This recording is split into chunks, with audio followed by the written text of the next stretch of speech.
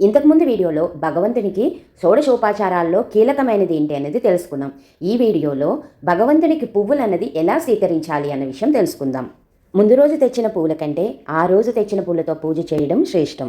కొని తెచ్చినవి పక్క వాళ్ళు ఇంటిలోంచి తెచ్చిన పువ్వులతో పూజ చేసే కంటే మనం స్వయంగా పెంచిన మొక్కల నుంచి తెచ్చిన పువ్వులతో పూజ చేయడం మరింత శ్రేష్టం. పువ్వులు కోసేటప్పుడు కూడా ఏదైనా బుట్టలో కానీ గిన్నెలో కానీ కొయ్యాలి.